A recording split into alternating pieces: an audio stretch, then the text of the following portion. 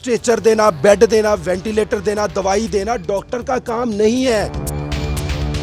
अगर 13 इस कौम की बेटियां इमरजेंसी में 60 लोगों के आगे खड़ी हैं, क्या वो अपने कपड़े उतार दें? 4 अरब से ज्यादा बिल दे रही है गवर्नमेंट इनको, वो कहाँ जा रहा है? उसकी ऑडिट किया जाए। जब उनका ऑडिट निकलता है, जब सेक्रेटरीट ऑडिट करवाता है, बीच में से करप्शन निकलती है।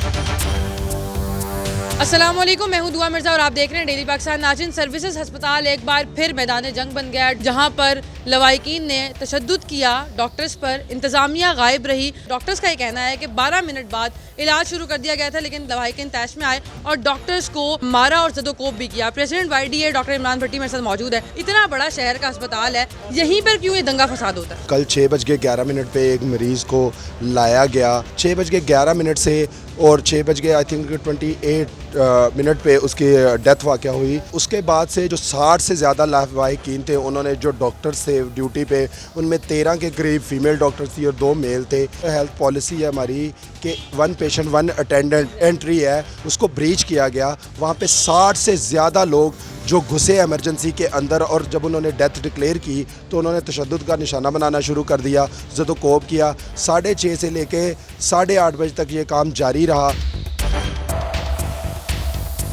आए रोज़ देखें, जो अस्पताल में आता ही वो मरीज़ है जिसको दिल का अटैक हो गया है, जिसका रोड एक्सीडेंट हो गया है, जिसका दिमाग खुला हुआ है, जिसके कोई गुर्दों का मसला हो गया है, सांस आना बंद हो गया है, वही इमरजेंसी में आएगा ना। वो तो ऑलरेडी क्रिटिकल है। वो आगे डॉक्टर्स बेचारे हैं, वो जो लिमिटेड रिसोर्सेज हैं, मेडिसिन देना एडमिनिस्ट्रेशन का काम है, व्हील चेयर देना। जो पेशेंट्स आते हैं, जब उनको लिखा जाता है कि request to call for medical ICU, आगे से लगा जाता है कि नो बेड अवेलेबल। अब नो बेड अवेलेबल किसी डॉक्टर ने तो नहीं लेके आना ना, वो तो इंतज़ामिया ने देने हैं बिस्तर, वेंटिलेटर। अगर वो नहीं है और वो वेंटिलेटर ना मिलने की वजह से अगर कोई पेशेंट मर जाता है, इसका मतलब ये तो नहीं कि आप 60 अपने बंदों को उठाओ, मोहल्ले से बंदे इकट्ठे करो, डॉक्टर को मार दो।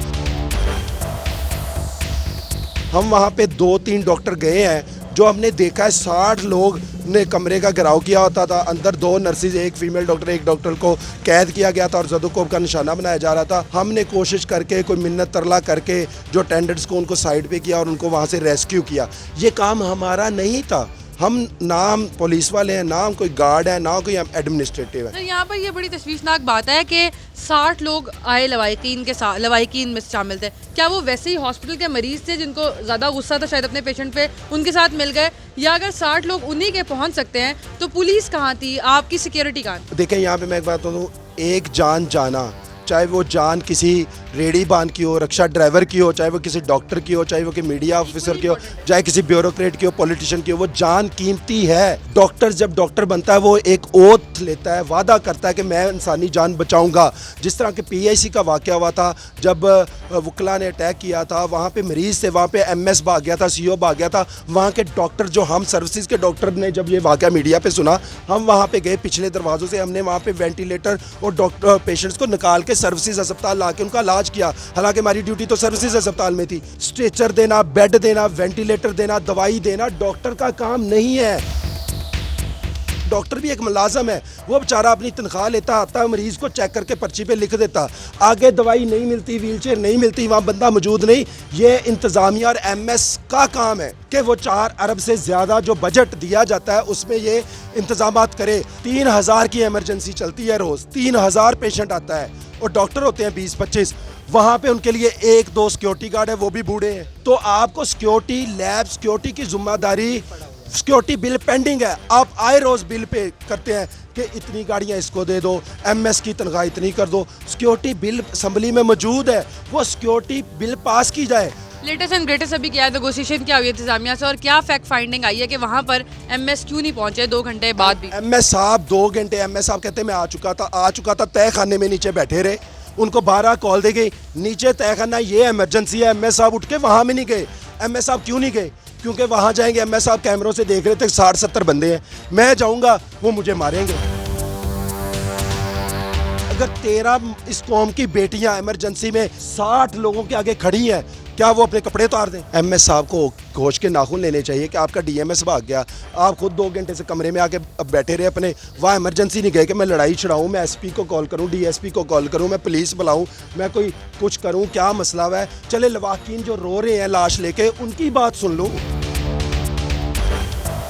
उसकी वजह से हमारी शिकायत ये है कि एमएस सर्विसेज अस्पताल को आई थिंक अगर नहीं कर सकते इंतजामात, अगर वो कहते हैं कि मैं बड़ा मजबूर हूँ, तो मजबूर शख्स को इस्तीफ़ा दे देना चाहिए। शायद कोई और बंदा आएगा, वो अच्छा काम कर लेगा, वो दवाइयाँ भी देगा, इधर सिक्योरिटी गार्ड भी लगाएगा, अवेयरनेस प्रोग्राम भी चलाएगा, वो कर लेगा। 4 अरब से ज़्यादा बिल दे रही है गवर्नमेंट इनको। आप यहाँ पे लगाए गए हैं इनको दवाइयाँ देने के लिए, हमें सहूलत देने के लिए। खुदारा इनको दवाइयाँ दे, बेड दे, वेंटिलेटर ज़्यादा करें और हमें सिक्योरिटी दे। हमारी यही इल्तिजा है। नाज़रीन, इस पर प्रिंसिपल सिम्स का ये कहना है कि वो कोई फाइनल स्टेटमेंट नहीं दे सकती, बल्कि फैक्ट फाइंडिंग कमेटी ही कुछ बताएगी। इसलिए उन्होंने भी बड़ा सियासी सा बयान दिया कि डॉक्टर्स के जज्बे पर उनको शक नहीं है, लेकिन हालात गलत हुए। अभी उन्होंने कोई फाइनल स्टेटमेंट नहीं दी, मगर ये सूरत हाल बड़ी काबिल अफसोस है कि 2 घंटे गुजरने के बावजूद कोई सिक्योरिटी का अमला वहाँ पर मौजूद नहीं था और इतना बड़ा हंगामा होता है, एक पब्लिक सेक्टर के हॉस्पिटल में हंगामा होता है, लेकिन किसी ने भी कोई एक्शन नहीं लिया। इस पर प्रॉपर इंक्वायरी होनी चाहिए। साथ साथ आवाम को भी ये समझना पड़ेगा कि 1 अटेंडेंट की पॉलिसी इसीलिए है ताकि ज़्यादा मजमा इकट्ठा ना हो और डॉक्टर इलाज करते हुए पैनिक ना हो। इन तमाम चीज़ों को देखने की ज़रूरत है और let's see fact finding committee क्या आती है। क्या ये भी वैसे ही माजी में होने वाले वाक़यात की तरह हवा में तहलील हो जाएगी या फिर कोई चेंज आएगा। एक और स्टोरी के साथ फिर से मुलाकात होगी। अल्लाह ने के बाद।